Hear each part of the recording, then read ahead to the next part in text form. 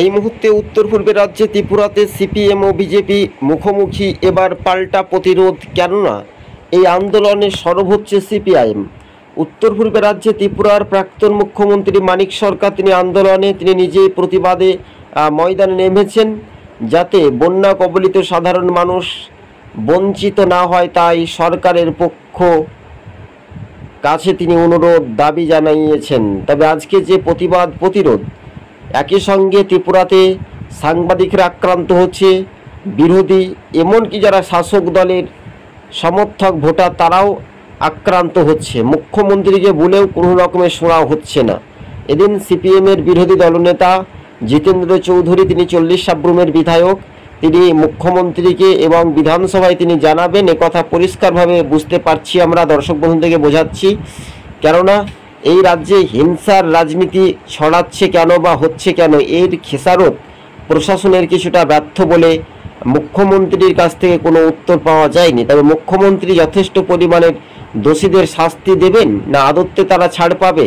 তারা বাইক বাহিনী নামে পরিচিত বলে এমনটাই উত্তর পূর্ব রাজ্যে ত্রিপুরাতে তাণ্ডব কার্যত দেখা যাচ্ছে। তবে সিপিএমের প্রতিবাদ, গণ ডেপুটেশন, কেননা 12 দফা দাবি নিয়ে যে একটা বন্যা হয়েছিল আপনারা জানেন বেশ কয়েকদিন আগে উত্তর পূর্ব রাজ্যে ত্রিপুরাতে, তা বহু মানুষের ক্ষয়ক্ষতি তো হয়েছে, কৃষকের জমির ফসল একেবারে নষ্ট হয়েছে, মানুষ খেতে পারছে না।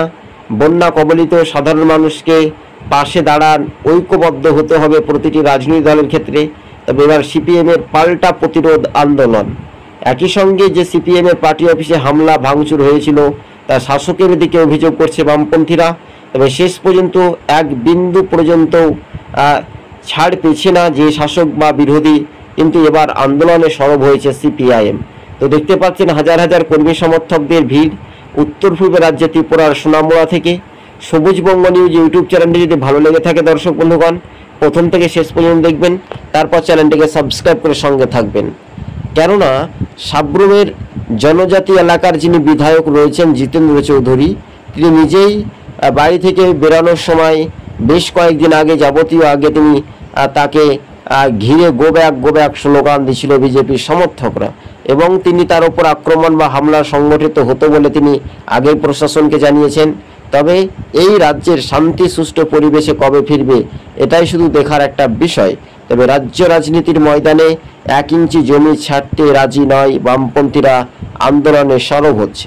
তবে ত্রিপুরার 28-এ বিধানসভা নির্বাচন, যেহেতু বিজেপির দ্বিতীয়বার ক্ষমতায় এসে রাজ্যের আইন শৃঙ্খলা পরিস্থিতি গণদেবতাদের রায় সেটা স্পষ্ট হচ্ছে। আর সিপিএম বিরোধী দল হিসেবে কতটা কার্যত মানুষের পাশে বার্তা দিতে চলেছে, এটাই শুধু সময়ের অপেক্ষা বলে মনে করানো হচ্ছে। আপনাদেরকে আরও একবার জানিয়ে রাখি, সবুজবঙ্গ নিউজ ইউটিউব চ্যানেলটি যদি ভালো লেগে থাকে দর্শক বন্ধুগণ, প্রথম থেকে শেষ পর্যন্ত দেখবেন, তারপর চ্যানেলটিকে সাবস্ক্রাইব করে সঙ্গে থাকবেন। কার্যত রাজনৈতিক ময়দানে এবার ফের রাজ্য রাজনীতির ময়দানে যেটা দেখা যাচ্ছে, সেটা কিন্তু উত্তর পূর্ব রাজ্যে ত্রিপুরাতে সিপিএমের আন্দোলন, প্রতিবাদ প্রতিরোধ, মাইকিং করে একেবারে প্রচার, এই প্রচার প্রতিদিনই চলছে। কিন্তু সাধারণ মানুষ কতটা নির্বিঘ্নে উত্তর পূর্ব রাজ্যে বসবাস করবে, এটাই শুধু সময়ের অপেক্ষা। তো ভোটের সময় ভোট আসে, নাটক অনেকটাই হয়। তীব্র কটাক্ষ করেছেন প্রাক্তন মুখ্যমন্ত্রী মানিক সরকার, ধনপুরের প্রাক্তন বিধায়ক ছিলেন, দাপটে সিপিএমের রাজনৈতিক দক্ষতা।